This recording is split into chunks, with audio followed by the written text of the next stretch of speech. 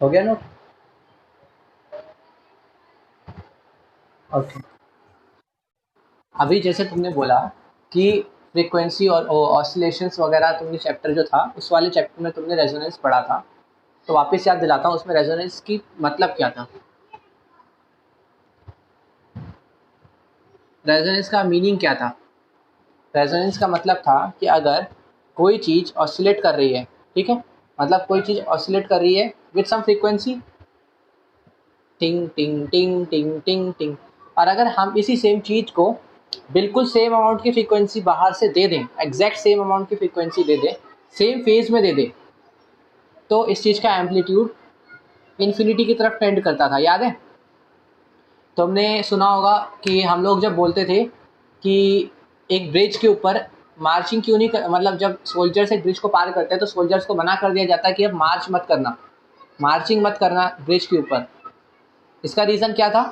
कि उन्हें पता है ब्रिज ना हवा के हिसाब से हल्का हल्का, जो हर चीज़ वाइब्रेट करती है तो उसके पास एक खुद की वाइब्रेशन है, और अगर वही सेम वाइब्रेशन के हिसाब से उनकी वाइब्रेशन का पैटर्न या उनकी फ्रीक्वेंसी और जो सोल्जर्स मार्चिंग करते हैं तो मार्चिंग में उनकी फ्रीक्वेंसी मैच कर गई, तो जो ऑसिलेशन है उस ब्रिज का, जो कि तुम्हें दिखता भी नहीं है, ऑसिलेशन उसका एम्पलीट्यूड इन्फिनिटी की तरफ जाने लगेगा, और इससे वो जो ब्रिज है ना वो काफ़ी ज़्यादा अमाउंट में वाइब्रेट करने की कोशिश करेगा, या यूँ कहें तो इतनी ज़्यादा वाइब्रेट करने की कोशिश के चक्कर में वो टूटने लगेगा या उसमें डैमेज हो जाएगा।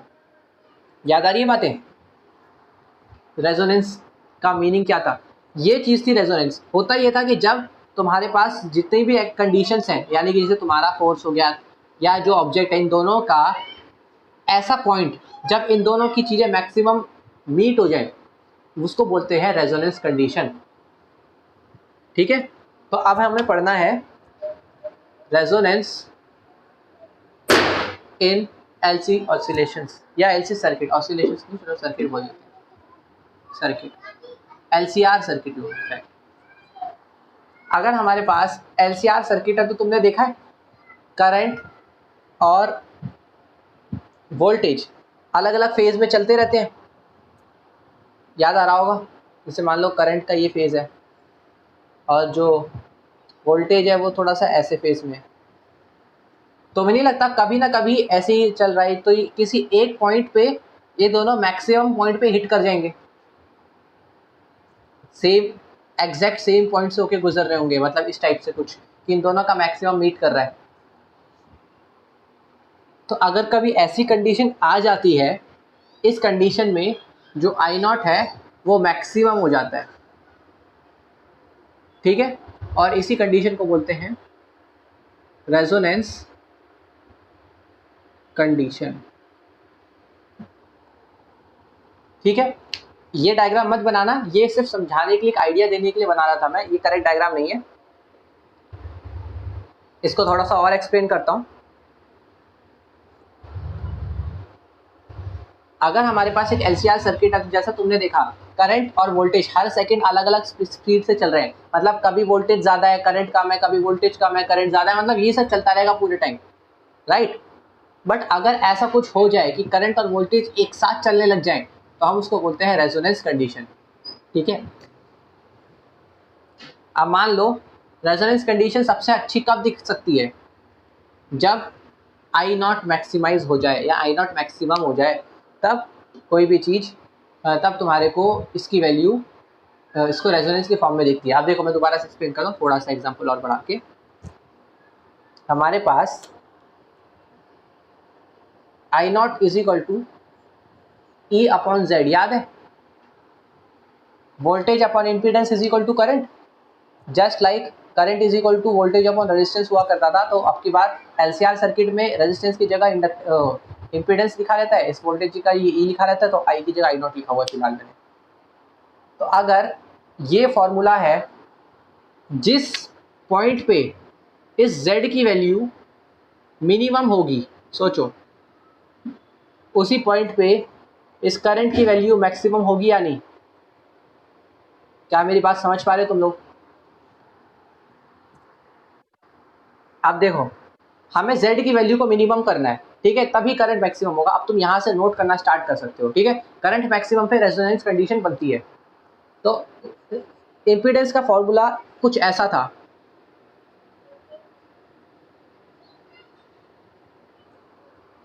एक बात बताओ, Z की वैल्यू मिनिमम कब होगी बताओ, कोई अंदाजा है? हम लोग फ्रीक्वेंसी चेंज कर सकते हैं सर्किट की और कुछ नहीं। मतलब जो सर्किट में तुम सिग्नल भेज रहे हो, जो भी कुछ सर्किट के अंदर तुम भेज रहे हो, उसकी फ्रीक्वेंसी बस चेंज कर सकते हो। हमारे पूरे टाइम ये ओमेगा जो है यही फ्रीक्वेंसी का गेम खेल रहा है। याद है हमने जो लिखा था साइन ओमेगा टी, ये डिसाइड करता है कि हमारा करंट ऐसे जाएगा या हमारा करंट ऐसे जाएगा। तुम लोग सिर्फ ये चेंज कर सकते हो, ओमेगा की वैल्यू को बदल सकते हो बस। तुम इसकी फ्रीक्वेंसी को बदलते रह सकते हो, और अगर तुम फ्रीक्वेंसी बदल रहे हो तो कभी ना कभी एक ऐसा पॉइंट आएगा कि आई नॉट की वैल्यू मैक्सिमम हो जाएगी, आई नॉट की वैल्यू मैक्सिमम हो जाएगी। तो उसी पॉइंट को, उसी चीज़ को बोलते हैं रेजोनेंस कंडीशन। अब एक बात बताओ, तुम ना तो कैपेसिटर को बदल सकते हो, ना इंडक्टर को बदल सकते हो, ना रेजिस्टेंस को बदल सकते हो, तो ऐसी कौन सी कंडीशन बनाई जा सकती है जिसमें Z मिनिमम हो? हम अगर कोई ऐसी कंडीशन बना लें जिसमें XL इक्वल टू XC हो जाए, उस टाइम पे Z मिनिमम हो जाएगा। सोचो, अगर XL और XC बराबर हो गए तो सब्ट्रैक्ट करके 0 हो जाएगा, राइट? तो सिर्फ अंडर रूट आर स्क्वायर, तो Z की वैल्यू सिर्फ R के बराबर होगी, क्योंकि अगर इन दोनों को सब्ट्रैक्ट करके कुछ भी आ रहा है ना, तो उसका स्क्वायर होकर इसके साथ ऐड होगा तो Z की वैल्यू बढ़ जाएगी। तो Z को मिनिमम होने के लिए XL और XC को बराबर होना पड़ेगा। क्या इस बात से किसी को कोई कंफ्यूजन है?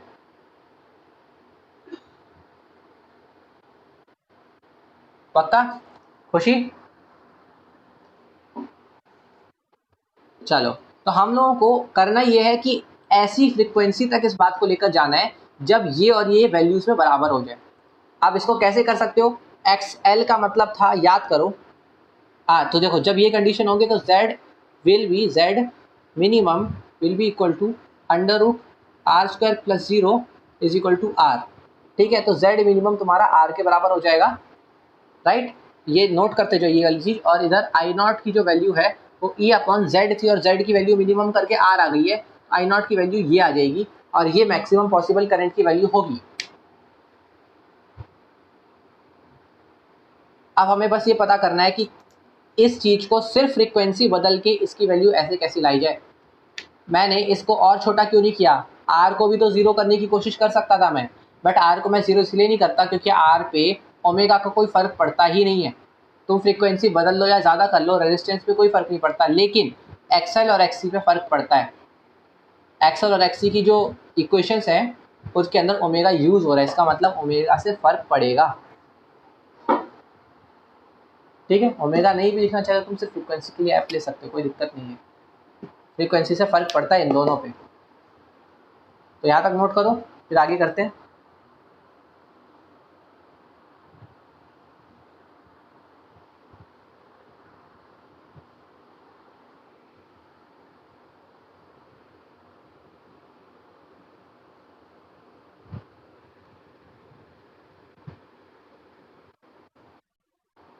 चलो, इसके बाद हमारे को इस XL और XC को बराबर करना है। चलो देखते हैं।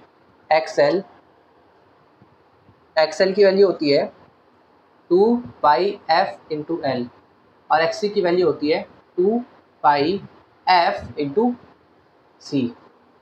ठीक है, इसको 2 पाई f को इधर ले जाओ, l को नीचे ले जाओ, तो 2 पाई f का square is equal to 1 by L C. ठीक है, तो ये हो गया 2 pi f is equal to 1 by under root L C. तो f is equal to 1 by 2 pi under root L C. और ये जो फ्रीक्वेंसी है f, चलो इसको r ले लें, तो ये F R is nothing but resonant frequency, मतलब इस फ्रीक्वेंसी पे रेजोनेंस होगा। ठीक है, और हमें बाय डिफ़ॉल्ट पता है कि फ्रीक्वेंसी को हम लिखते हैं 1 बाय 2 पाई ओमेगा।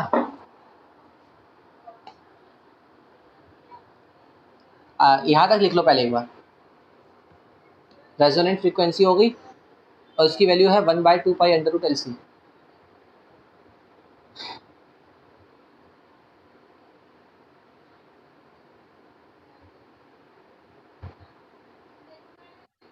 अच्छा, तो यहाँ पे हमारे पास 2πf = 1/√LC है और ये 1/2πf की वैल्यू ओमेगा होती है। तो ये आ गया हमारे पास रेजोनेंट केस में एंगुलर फ्रीक्वेंसी की वैल्यू। इसी चीज़ का इस्तेमाल किया था ना मैंने पहले, ओमेगा की जगह √LC डाला था और मैं फिर ढूंढ रहा था कि मैंने इसको पढ़ाया कि नहीं पढ़ाया। अब दिखा कि ये आगे था, पीछे नहीं।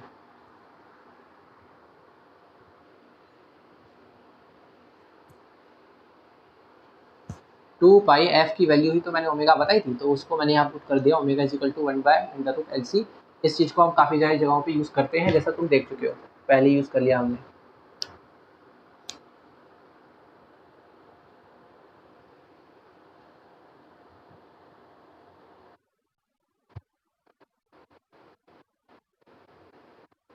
लैम्डा कहाँ से आ गया इसमें? लैम्डा उसमें था, वेव्स वाले में था। हाँ, तो 2π बाई के एक्स माइनस ओमेगा टी, ऐसा बनता था ना वो। तो क्या होता था 2π/λ।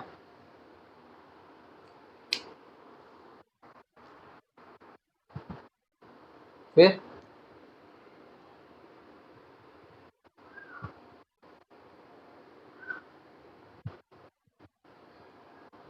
ठीक है, ये था रेजोनेंट फ्रीक्वेंसी का मतलब, ये रेजोनेंट फ्रीक्वेंसी है। तो यहाँ तक तो नोट कर ही लिया होगा तुम लोगों ने अभी।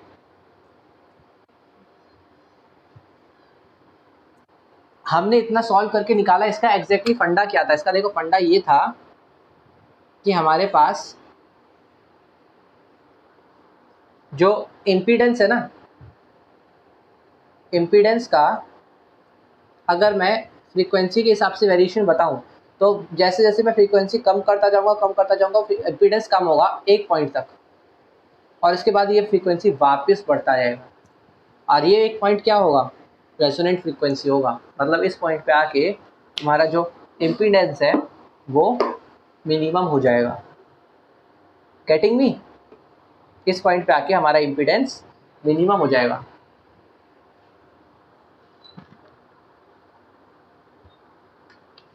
तो ये था इसका पूरा, ये छोटा सा कैसे भी बनाया हो, हमें बस इतना समझ में आ रहा है कि इम्पीडेंस की वैल्यू फ्रीक्वेंसी को बढ़ाते जाओगे तो एक टाइम तक गिरेगा और उसके बाद फिर बढ़ना स्टार्ट कर जाएगा। एक पॉइंट पे मिनिमम होगा और वो मिनिमम होगा इस वैल्यू पे। मैक्सिमम मिनिमम पढ़े हो ना 11वीं क्लास, तुम अपने चैप्टर में मैक्सिमम मिनिमम में ऐसे ही ग्राफ बनता है और ये मिनिमा होता है भाई। तो इम्पीडेंस का ग्राफ अगर ऐसा बनेगा तो उसमें मिनिमा वाला पॉइंट कब आएगा? जब फ्रीक्वेंसी एफ आर या रेजोनेंस फ्रीक्वेंसी के बराबर हो जाएगा। ठीक है, और देखा जाए तो बिल्कुल सिमिलरली अगर मैं ग्राफ बनाऊं आई का, तो आई का ग्राफ ऐसा बनता है।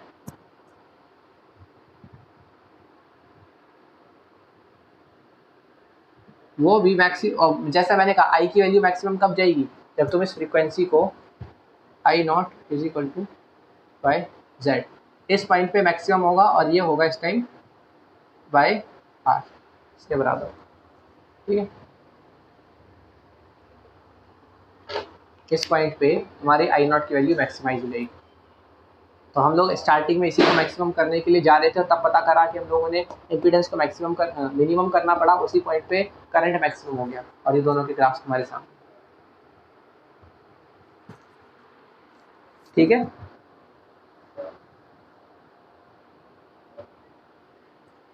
नोट कर लो इसको।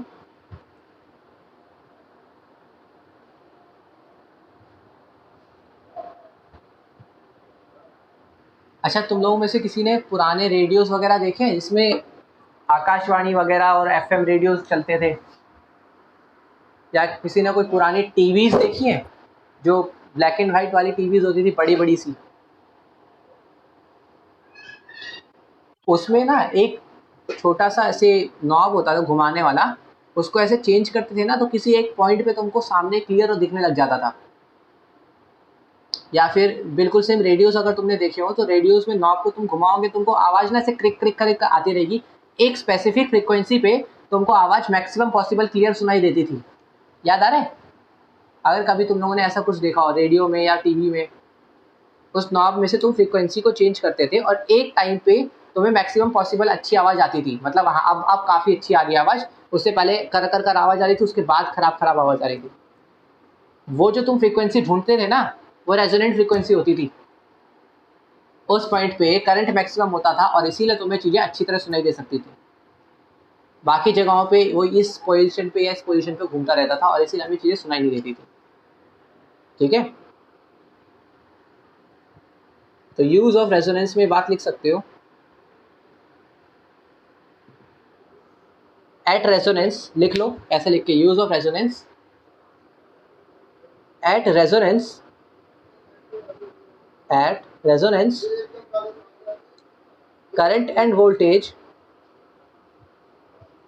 current and voltage lie in same phase, lie in same phase, full stop. This time circuit is called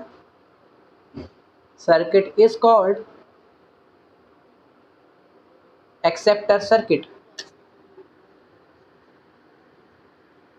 acceptor circuit, full stop. It is used, full stop, it is used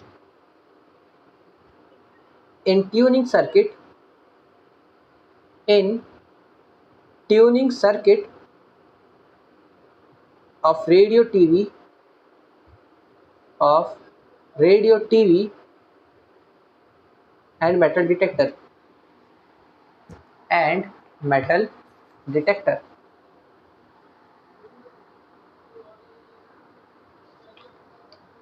ठीक है,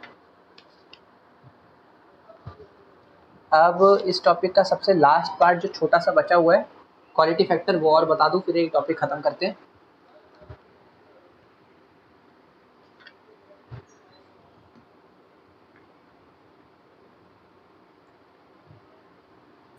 लिख लिया यहाँ तक? Arrays कर दो ना सब।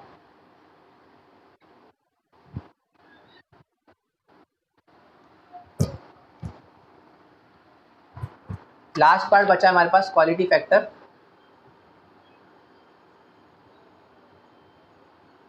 या इसको क्यू फैक्टर भी बोलते हैं हम लोग। इसका मतलब होता है वोल्टेज अक्रॉस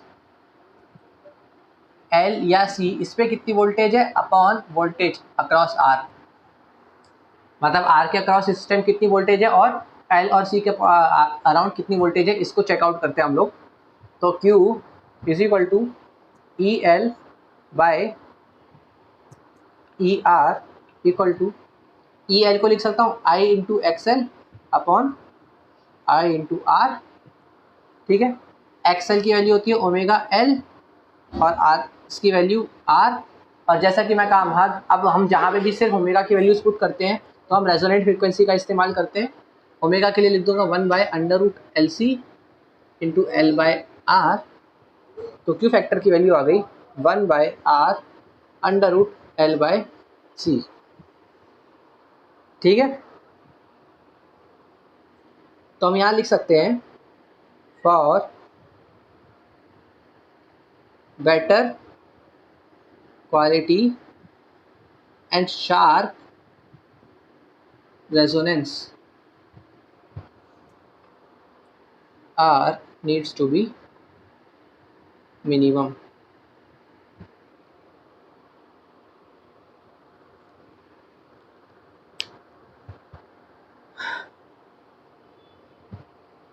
नोट कर लो इसको यहाँ तक, फिर मैं थोड़ा सा एक्सप्लेन करता हूँ एग्जैक्टली कि इसका मीनिंग क्या है क्यू फैक्टर का,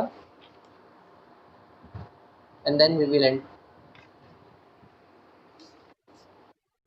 तो ये जो क्यू फैक्टर है ना, ये कुछ नहीं है इतनी देर तक, ये इस रेजोनेंस कंडीशन को मैक्सिमम शार्प करने की कोशिश करता है।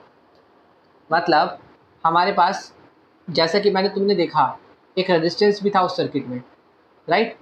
तो हम क्या कर सकते हैं कि क्वालिटी, उस चीज़ की क्वालिटी या रेजोनेंस की जो क्वालिटी है वो मैक्सिमम हो जाए, मतलब उस चीज़ के अंदर करंट मैक्सिमम जाए। हम इसमें एक और काम कर सकते हैं, हम उसकी क्वालिटी फैक्टर को इंक्रीज़ कर सकते हैं, ठीक है। ये वैल्यू डिटरमाइन करता है कि वो चीज़ कितनी अच्छी तरीके से काम करेगी। तो हमें इस चीज़ को ज़्यादा से ज़्यादा रखना होता है, ठीक है। वोल्टेज अक्रॉस एल बाई सी, मतलब एल या सी, इन दोनों के अक्रॉस क्या वोल्टेज है, अपॉन आर के अक्रॉस क्या वोल्टेज है, इस चीज़ को हमें ज़्यादा से ज़्यादा रखना होता है। हमने सॉल्व करके पता किया, तो इसका मतलब क्यू फैक्टर का आंसर कुछ ऐसा आ रहा है, 1/r√L/C। इसको देख के ये बात समझ में आ रही है कि अगर हम उस चीज़ के अंदर रेजिस्टेंस को कम से कम रखेंगे ना, तो हमारे पास वैल्यूज़ काफ़ी अच्छी आएंगी और उसकी क्वालिटी काफ़ी अच्छी आएगी। क्यू फैक्टर की वैल्यू ज़्यादा हो जाएगी और रेजोनेंस बहुत शार्प दिखाई देगा। शार्प बोले तो छोटा सा ग्राफ बना रहा हूँ मैं इसका, इरेज कर दूँ ना, इसको लिख लिया। देखो अभी तुम्हारे पास जो रेजोनेंस आया था ना, वो कैसा था, मतलब ऐसा सा आया था, लेकिन ये उतना शार्प नहीं है, मतलब उतना परफेक्ट नहीं है। बट अगर हम लोग इसमें क्वालिटी फैक्टर का इस्तेमाल भी करें, तो तुम्हारा जो रेजोनेंस का ग्राफ है ना, वो कुछ ऐसा बन जाएगा। समझ रहे हो? तो इसमें आप तुम सोचो, तुम्हें मैं इसमें बोलूँ, तुम इसमें काफ़ी देर तक अपने वो जो नॉब को घुमाते रहोगे, तुम्हें एग्जैक्ट पॉइंट नहीं मिलेगा कहाँ पे परफेक्ट साउंड आ रहा है, क्योंकि इन सब में बहुत कम कम गैप है। लेकिन यहाँ पे तुम्हें बहुत क्लियरली ये वाला पोजीशन मिल जाएगा। तो इसका मतलब ये जो रेजोनेंस है बहुत शार्प है, देखो ना इसकी पीक काफ़ी शार्प है, ये रेजोनेंस काफ़ी ज़्यादा शार्प है, ठीक है। तो ये है ओमेगा एट आर, ये सब ओमेगा पे चल रहा है, और यहाँ पे तुम्हारे पास आई नॉट की वैल्यू है, ठीक है। दिस इज अगेन, ये इसकी वैल्यू क्या होगी बाय आर, जो पहले से देखते आ रहे थे, ठीक है। तो क्वालिटी फैक्टर को और चेक करने से हम लोग इस चीज़ को ऐसा शेप बना सकते हैं जिससे इस चीज़ को समझना, इस चीज़ की क्वालिटी को इम्प्रूव करना आसान हो जाता है। रेजोनेंस एक शार्प एक पॉइंट पे होना स्टार्ट होता है, यहाँ पे तो काफ़ी एरिया में फैला सा हुआ है, तो उतना परफेक्टली तुम बता नहीं सकते कहाँ पे एग्जैक्ट वैल्यूज आ रही है, ठीक है। एज अ ह्यूमन, जैसे मैंने तुम्हें कहा कि तुमको रेडियो में आवाज़ आ रही है कर कर कर कर कर कर, तुम नहीं बता पाओगे कि यहाँ पे मैक्स आ रही है या यहाँ आ रही है या यहाँ आ रही है, तुम्हारे सामने ग्राफ थोड़ी बनता है, तुम तो सिर्फ एक अंदाज़ा लगा रहे हो कान से सुन के। बट इस जगह पे तुमको बहुत क्लियर आइडिया लगने लगेगा। तो ये था लास्ट चीज़ हमारे पास, क्वालिटी फैक्टर। फॉर्मूला जो तुमने ये वाला पढ़ा, 1/r√L/C, ये यूज़ होता है अगर क्वेश्चंस आते हैं तो, ठीक है। बाकी कभी कभी ग्राफ पूछ लेता तो ग्राफ बस बना लेना। और इस चैप्टर में अभी लास्ट टॉपिक बचा है ट्रांसफॉर्मर्स, और फिर ये चैप्टर भी हो जाएगा ओवर, ठीक है। कुछ पूछना है आज की क्लास में से? क्या? कौन सा?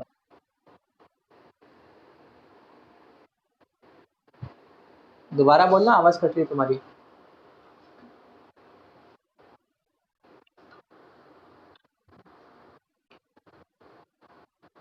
अरे ये भी है क्या? एनसीईआरटी में नहीं है शायद ये वाला, तो तुम इसकी मेरे को फोटोज खींच के भेज देना। चौक कॉइल मेरे को ध्यान तो आ रहा है, पढ़ा पढ़ा सा लग रहा है, बट फिर नोट्स में कहीं भी नहीं दिखा मुझे। चौक कॉइल मेरे को ध्यान है, नाम सुना सुना है मेरे लिए।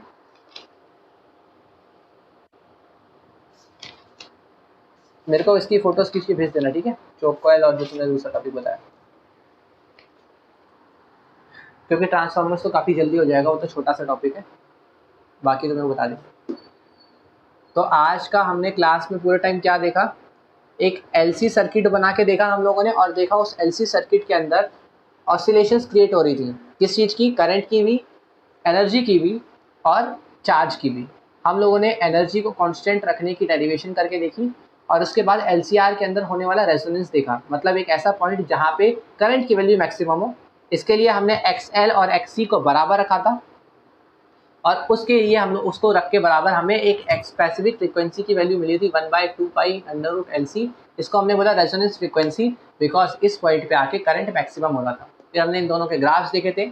इसके बाद इस चीज़ के अंदर क्वालिटी इंश्योर करने के लिए एक और फैक्टर का इस्तेमाल किया, क्वालिटी फैक्टर, ठीक है, जो वोल्टेज अक्रॉस एल या सी अपॉन में वोल्टेज अक्रॉस आर को की वैल्यूज पुट करके आता है, और हमें इसकी वैल्यू भी मैक्सिमाइज करनी होती है ताकि हम लोग अपनी चीज़ की क्वालिटी बढ़ा सकें, रेजोनेंस को और शार्प बना सकें, क्योंकि जितना शार्प रेजोनेंस होगा उतना ही ज़्यादा अच्छी तरीके से हम चीज़ों का हैंडल कर पाएंगे। तो ये देखा है आज की क्लास में हमने, ठीक है। तो एंड करते हैं आज की क्लास।